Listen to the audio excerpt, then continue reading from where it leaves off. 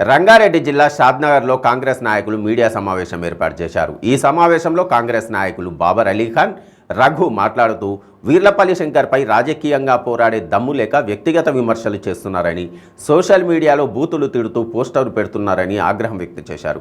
అటు బీఆర్ఎస్ కార్యకర్తలపై కాంగ్రెస్ పట్టణ మహిళా విభాగం నాయకురాలు నాగమణి ఆధ్వర్యంలో స్థానిక పోలీస్ స్టేషన్లో లిఖితపూర్వక ఫిర్యాదు చేశామన్నారు. శంకరన్న లేని ఆయన ఎమ్మెల్యే కాలేదు. ఎమ్మెల్యే టికెట్ వచ్చిన తర్వాత శంకరన్న ఇంటి కాడికి పోయి బతిలాడితే ఆయన పనిచేసిండు. ఇవాళ అవి అన్నీ మర్చిపోయి శంకర్ అది శంకర్ ఇది.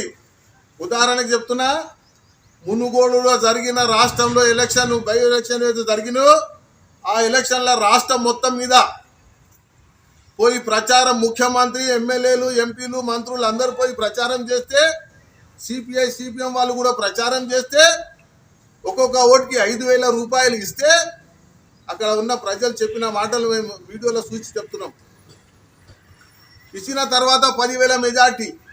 ఒకవేళ సిపిఐ సిపిఎం వాళ్ళు పని చేయకపోతే మేము అభివృద్ధి చేస్తున్నాము, మేము అందరినీ ఆదుకుంటున్నాము, మేము అందరినీ ఏదో అందలం ఎక్కిస్తున్నామని చెప్పడం జరుగుతున్నది. ఏంది అందలం ఎక్కిస్తున్నారే? పొద్దుగా లేస్తే రాత్రి దాకా అబద్ధాలు మాట్లాడతారు. ఇలా దేశంలో ఎవరు మాట్లాడరు. మన రాష్ట్రంలో రాష్ట్ర ముఖ్యమంత్రి మాట్లాడతారు, ఎమ్మెల్యేలు మాట్లాడతారు. అందుకోసమే దీనికి ఎవరు కూడా ఏది ఉన్నా రాజకీయంగా ఉండే రాజకీయంగా ఎదుర్కొనే దమ్ము ఉండాలి. పర్సనల్గా దాడులు చేస్తే ఎవరు కూడా సహించరు.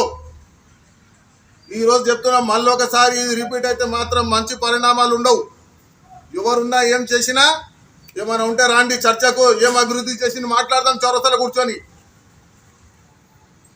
ఒక్కొక్క వర్క్కి 5 సంవత్సరాలు పడతాయా?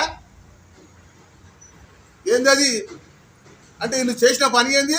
సొంతం బేరాలు, సొంతం వ్యాపారాలు, సొంతం పనులు, సొంతం లాభాలు చూసుకొనికనే ప్రయత్నిస్తున్నారు తప్ప ఎమ్మెల్యే గారు కానీ, ఎంపీలు, మంత్రులు అందరూ కూడా ప్రజలతో జీతాలు తీసుకొని వాళ్ళ సొంత పనులకే సొంత అడుగుతున్నటువంటి ప్రశ్న ఏంటంటే, మేము గ్రామాల్లో తిరుగుతున్నాం. ఈ మధ్యకాలంలో గ్రామాల్లో తిరుగుతున్నప్పుడు చాలా గ్రామాల్లో రోడ్లు లేవు.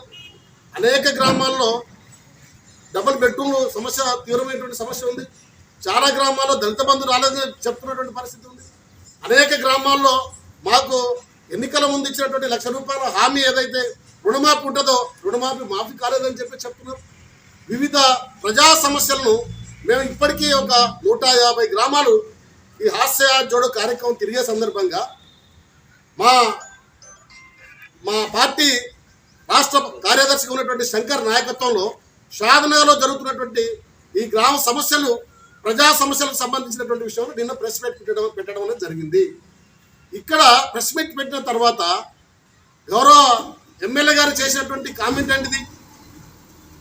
ప్రతిపక్షంలో ఉన్నటువంటి కాంగ్రెస్ పార్టీ వాళ్ళు మిగతా పార్టీ వాళ్ళు బజార్ కుక్కల్లాగా అరుస్తున్నాయి అన్నారు.